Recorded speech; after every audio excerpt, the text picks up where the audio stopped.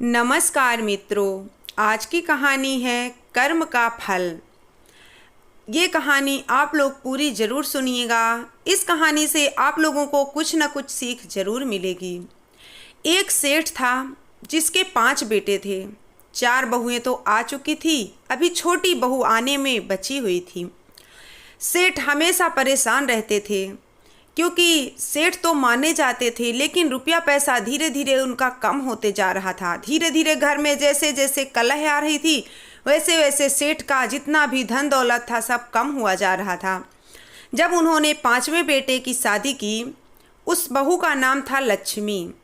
जैसे उसका नाम वैसे उसका काम था। लक्ष्मी स्वरूप बहू को पाकर सेठ और सेठ की पत्नी दोनों बहुत खुश थे।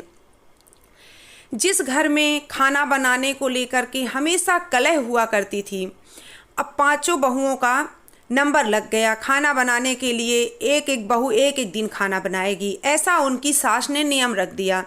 क्योंकि पहले ऐसा होता था कि चारों बहुएं आपस में झगड़ जाती थी खाना बनाने को लेकर, किसी काम को लेकर। वो बोलती तू कर, वो बोलती तू कर, ऐसे करते करते बहस होने लगती थी। जब लक्ष्मी घर पे आई तो जब 5 को काम बांट दिया गया कि एक एक दिन खाना बनाना है, लक्ष्मी क्या करती, जब ससुराल आई दूसरे दिन से ही वो अन्नपूर्णा बन गई, घर की रसोई में घुस गई और सभी के लिए अच्छा अच्छा खाना बनाने लगी। सब अच्छा अच्छा खाना देख करके सासू माँ उनकी खुश हो गई और गई रसोई में और कहने लगी, बहू तुम तो अभी कल आई हो, आज तुमने रसोई में सारा काम संभाल लिया। अभी तुम नई नई हो, कुछ दिन तुम देखो सीखो अपनी जिठानियों से, इसके बाद तुम काम शुरू करना। तो उस बहू ने कहा, अरे माँ जी इसमें क्या हुआ, मैं खाना बनाऊंगी, सबको अच्छा अच्छा खाना खिलाऊंगी, सब खुश होंगे तो इसमें मुझे पुण्य मिलेगा। क्योंकि ये भी एक कर्म है, एक पुण्य का काम है कि सबको घर भर परिवार को खुश रखना। ये बात उसकी सास ने सुनी तो बहुत खुश हुई कि अरे मेरी लक्ष्मी बहू तो बहुत समझदार है। और उसने स्वयं सोचा कि मैं भी कल से यही काम करूंगी, सबको खाना बनाकर खिलाऊंगी, घर परिवार खुश रहेगा तो मेरे भी कर्म अच्छे हो जाएंगे। दूसरे दिन से सासू माँ ने खाना बनाना चालू कर दिया। अब तो चारों बहुओं में भी होड़ लग गई, चालू हो गई कि वो बोले मैं बनाऊंगी खाना, मैं भी बनाऊंगी अच्छा अच्छा व्यंजन। अब तो सेठ के ठाठ बाट हो गए। 5 बहुएं बढ़िया अच्छा अच्छा व्यंजन बनाती, साथ में सेठ की पत्नी भी मिलके 6 लोग मिलके खूब अच्छा अच्छा व्यंजन बनाती और सब बढ़िया घर में हंसी खुशी खाते पीते थे। एक दिन लक्ष्मी ने सोचा कि सब तो खाना बनाते ही हैं, थोड़ा समय बच जाता है, उसमें कुछ ना कुछ तो करना चाहिए। उसने क्या की, जो चक्की आटा पीसने वाली होती है, गांव में पहले होती थी, उसको ला करके उसने अपने कमरे में रख लिया और खुद ही अपने हाथ से आटा पीसने लगी। तब उसकी सास ने देखा, उसमें भी टोक लगाई सास ने। तब बहू ने कहा कि ये तो बहुत अच्छी बात है माँ जी कि हमारे घर में शुद्ध आटा से रोटी खाने को मिलेगा, ये तो बहुत अच्छा है। बैठे बैठे क्या होगा, जितना हाथ पैर चलाओ उतना ही अच्छा होता है, बीमारी भी दूर रहती है और शरीर भी स्वस्थ रहता है और खाने को भी अच्छा मिलता है। सासू माँ ने सोचा कि मैं भी कल से यही करूँगी। तब चारों बहुएं भी यही करने लगीं। अब लक्ष्मी बहुत खुश थी देख करके कि सब में बदलाव आ रहा है और सेठ भी बहुत खुश थे देख करके कि लक्ष्मी के आते ही हमारा घर सच में बदलाव ले रहा है। अब एक दिन उनके घर में बर्तन मांजने वाली भी लगी थी, पानी भरने वाली भी लगी थी, सब कोई लगा था। तब लक्ष्मी सारा काम समेटने लगी। बर्तन भी लक्ष्मी खुद मांजती, पानी भी स्वयं भरती।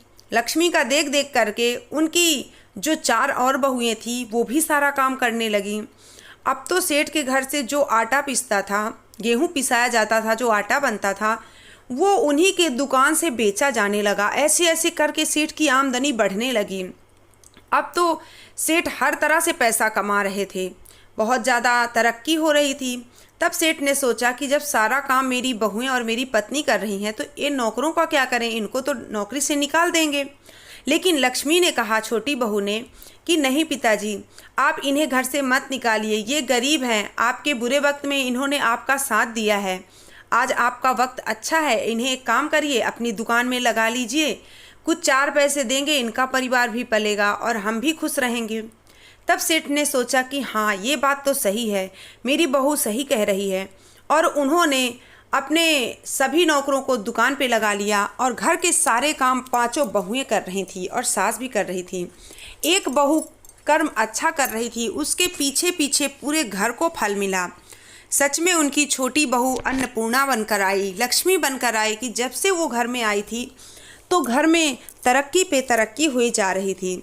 तो उसने अपने कर्म से अपना परिवार पूरा इकट्ठा कर लिया, पूरा परिवार के कर्म काया पलट कर दी। जो बहुएं काम से हिचकिचाती थी, तू मैं होती थी, वो सारी खुशी खुशी सारे काम निपटाने लगीं। तो दोस्तों, इस कहानी से हमें ये सीख मिलती है कि अगर हम अच्छे कर्म करते हैं, अगर कोई भी स्त्री अच्छा कर्म करती है तो उसका पूरा परिवार अच्छा कर्म करने लगेगा और उसी के बदौलत पूरा परिवार अच्छा रहेगा, उसका फल सबको मिलेगा। इसीलिए कहते हैं कर्म अच्छा करना चाहिए, फल भगवान जरूर देता है। कर्म अच्छा रहेगा तो फल भी अच्छा ही मिलेगा। सेठ और सेठ की पत्नी दोनों बहुत खुश थे उस अन्नपूर्णा रूपी लक्ष्मी बहू पाकर, और जेठानियाँ भी बहुत खुश हुईं क्योंकि वो भी खुश रहने लगीं। सबसे ज़्यादा ज़रूरी है, पैसा रुपया तो सब कुछ अलग है, सबसे ज़्यादा ज़रूरी है खुश रहना, जो कि सेहत के लिए बहुत अच्छा होता है। तो सारा परिवार खुश रहने लगा और सेठ भी आनंद से अपना जीवन बिताने लगे। ये थी मेरी आज की कहानी। उम्मीद करती हूँ ये कहानी आपको पसंद आई होगी। पसंद आई हो तो वीडियो को लाइक कर दीजिएगा, चैनल को सब्सक्राइब कर लीजिएगा। मिलती हूँ नेक्स्ट कहानी में। राधे राधे।